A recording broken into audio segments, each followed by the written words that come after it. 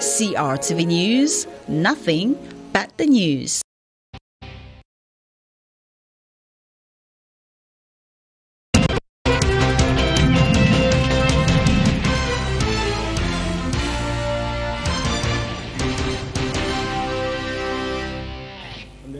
Welcome back. Thanks for watching Twilight on CRTV News. I told you the second part will focus on the Social Democratic Front Party. Today, 26th of May 2020, clocks them 30 years already. Yes, that's huge. Let's have this report by Eric Launa to understand exactly what the SDF party is all about. Power to the people ou encore pouvoir au peuple, c'est le cri de ralliement du SDF. Le Social Democratic Front voit le jour un 26 mai 1990 à Bamenda, dans le nord-ouest du pays. Depuis lors, il est le parti politique leader d'opposition au Cameroun. À l'orée de sa création, jusqu'à aujourd'hui, il est dirigé par Ni John Frundi, toujours sur les starting blocks des joutes politiques majeures au Cameroun. La formation politique détient un fort soutien populaire dans les régions anglophones du pays ainsi qu'à Douala, capitale économique du Cameroun. Le parti de la balance d'orientation de centre-gauche pèse lourd dans la sphère de l'international socialiste. Sa meilleure performance électorale remonte au scrutin présidentiel de 1992, 2004 et 2011. À chaque fois, il a terminé en deuxième position derrière le candidat du RDPC. Thank you so much, Eric Launa for this report. And with me on this set is Denis NKEMLEMO. You already know the name, you know the man. He's in charge of communication at the Social Democratic Front Party. Good evening, sir, and welcome to the program. Good evening, madam. Good evening, televiewers. I am tempted to tell you congratulations at the start of this program. Congratulations, because you're 30 years already. I'm talking about your political party.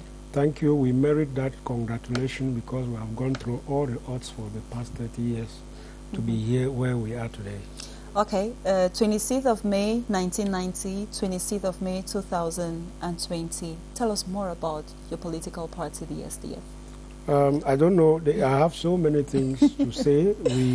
First of all, it's a political party which was launched under the charismatic leader of the emblematic, iconic, iconoclastic John Frundi. Many adjectives there. Yes, he merits that Frundi. because at the time that he launched the Social Democratic Front, a mere criticism of the government could render you disappear, and nobody will even trace your corpse, because it is not now that political parties have flourished all over, that he opened that space and people can criticize and go free. That young generation thing that it was. At the time, 1990, that chairman took the courage to launch the SDF. The atmosphere was completely different. There was no social media at that time. And so people could, even cell phones were not existed. Even fixed phones were very limited. And so they could destroy you and there will be no trace. So the Social Democratic Front leader, Frundi, took that courage and launched that party. 6 Cameroonians died. And their blood, we say, went to water the tree of liberty and democracy in Cameroon. But after that, yes? Let's talk about 1991, because when we talk about 1991 in Cameroon, it's when multipartism all started. You know, it's true that we're talking about the SDF in 1990. So can we say the SDF triggered the way for multipartism? Of course. It is even wrong to say multipartism started in 1991 because the Constitution of Cameroon had not even prohibited the creation of political parties. But we didn't really as people thought. So the chairman of the Social Democratic Front, John Frundi, and the founding fathers exploited that provision in the Constitution and simply declared the existence of the SDF.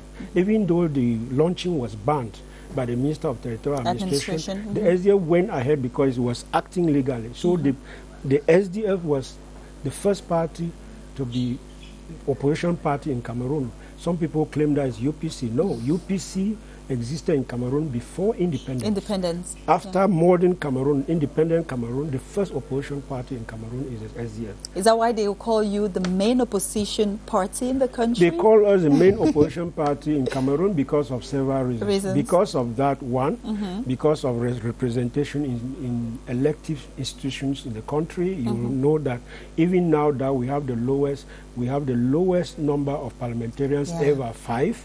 We still have 7 senators at the upper house, making us a total of 12 in parliament. No opposition party has that. And we are a main opposition because we organize our National Executive Committee, which is the ruling organ of the party, at least 3 times in a year to debate on issues. It is not a one-man show as in other political parties.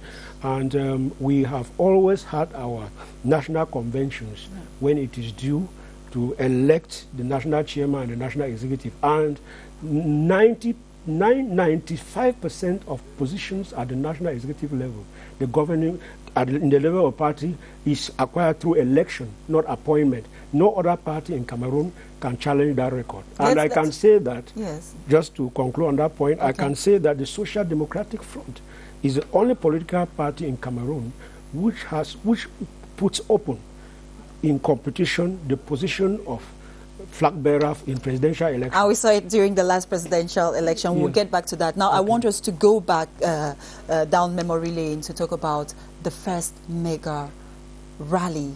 You were talking about it a while ago. It was banned by the then Minister of Territorial Administration, but you guys went ahead. That was in Bamenda. 26 May. Yeah, 26 May 1990.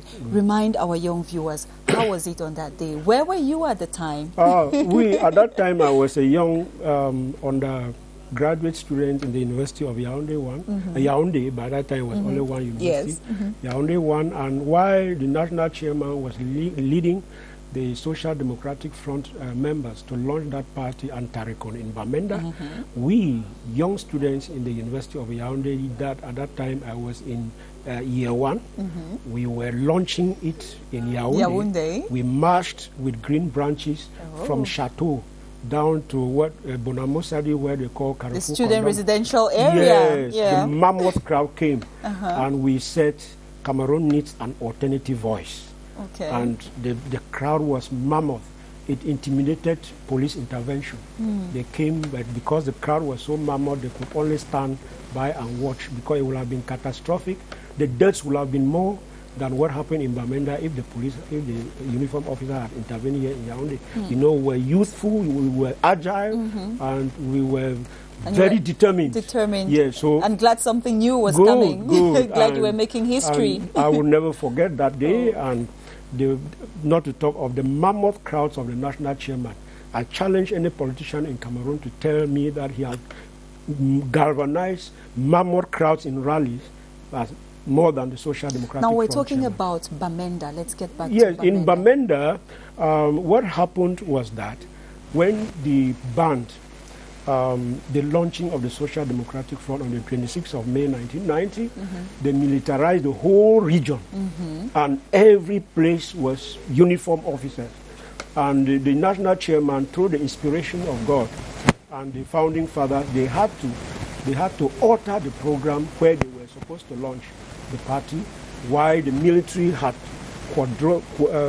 formed a security cordon around the place, blocking that nothing will happen.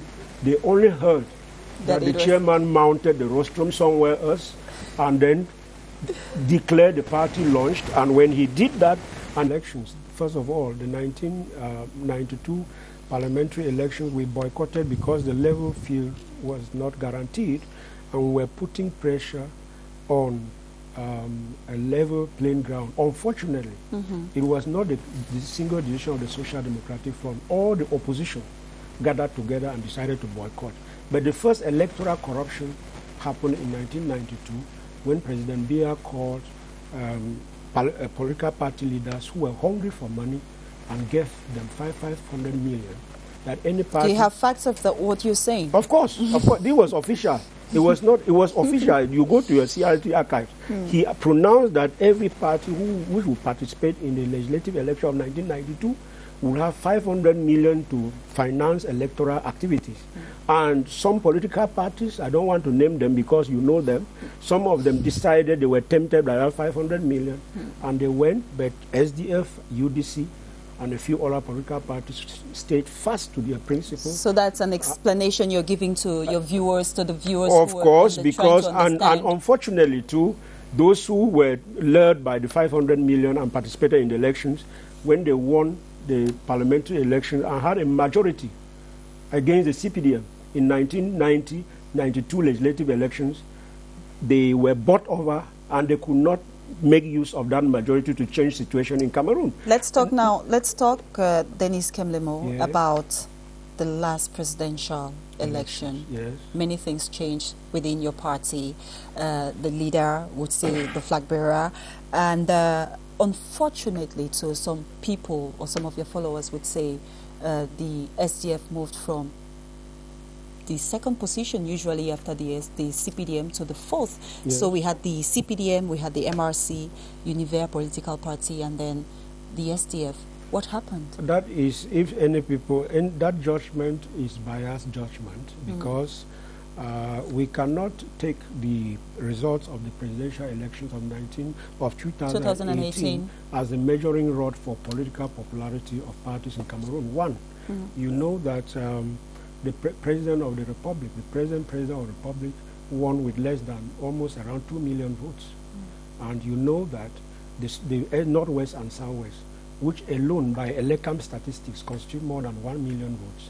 And there were no election in those two areas. Is that why you were fourth? Unfortunately, yes. Okay. Unfortunately, that was the bastion of the SDF. Okay. Every political party, even in advanced American democracy, has a bastion.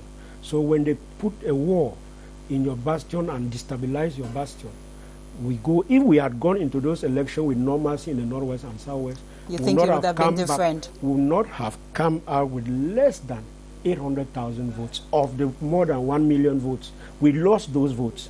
And so we counted on areas which, if you count the total number of votes we got on the presidential election, you realize that we had votes from Northwest and Southwest, we would have beaten Mr. Biya. We've heard about your challenges, we've heard about some of your achievements. Quickly now tell us what is in store for those at the SDF party for the future. What are your prospects? The Social Democratic Front has gone through thick and thin because of the war in the Northwest and Southwest, which have been teleguided for political motives. We have taken from the elections of 2018 and those of 2020, we have taken stock of things. We are going to sit and in our party, do introspection, and then define a path forward, and then we'll let Cameroonians know. You know, the Social Democratic Front is a gigantic structure.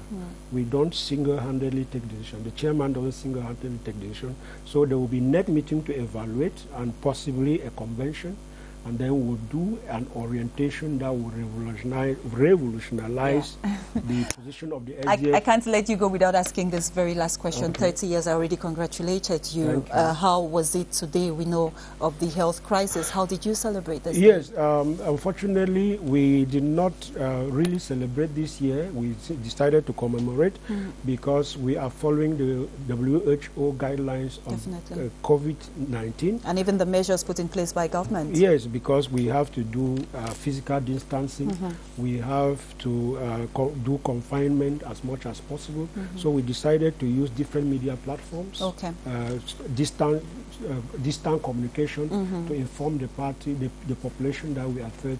And that is one of the things we are doing here. Imagine if we organize a small event out to celebrate. We'll have, and when we know that not more than 50 people should be... Many people will come, and we don't want people to die, Cameroonians to die because they are going out to drink and dance for SDF. That's a responsible Cameroonian talking to responsible Cameroonians watching over there. Thank you so much, Denis NKEMLEMO, for coming. And once again, I want to tell you, reiterate, congratulations on your 30th anniversary. Not you, but the Social Democratic Front Party. So have a beautiful evening. Sure, I want to thank the CRTV for being part of this commemoration. Through my invitation. Okay. And of course, you know, on CRTV News, we tell our viewers every day, all the time, we bring to you nothing but the news. It's news time. On CRTV News, Carmen Olivia Billet has joined me for the 7 p.m. newscast. Hello, Carmen. Hi. How are you doing? Oui. OK. On va commencer tout de suite par le journal, bien sûr. Le personnel administratif de l'Assemblée nationale à la recherche d'outils de performance. Exactement, un programme annuel, je le disais, de renforcement des capacités du personnel de cette institution a été lancé ce mardi à l'hémicycle de Ngwaekele, une initiative du secrétaire général de l'Auguste Chambre, Gaston Komba. Pendant 10 jours, les séminaristes vont s'approprier le règlement intérieur, le cadre légal du fonctionnement de l'Assemblée nationale, la déontologie et également l'éthique en milieu professionnel parlementaire. Les techniques de prise de notes et de rédaction des rapports seront également apprises dans le cadre de cette formation. En ouvrant des travaux, le premier vice-président de l'Assemblée nationale, Hilarion Eton, a prescrit aux apprenants assiduité, ponctualité et beaucoup de sérieux afin de susciter de véritables échanges avec les formateurs. Je vous propose d'écouter quelques réactions. De qualité qui colle aux besoins réels de l'Assemblée nationale et à son environnement qui influence le travail parlementaire est une véritable nécessité. D'autant plus que l'évolution du monde, les nombreux défis qui l'accompagnent et les mutations impliquées placent l'institution parlementaire au cœur de la régulation sociale, de la régulation économique, de la régulation politique.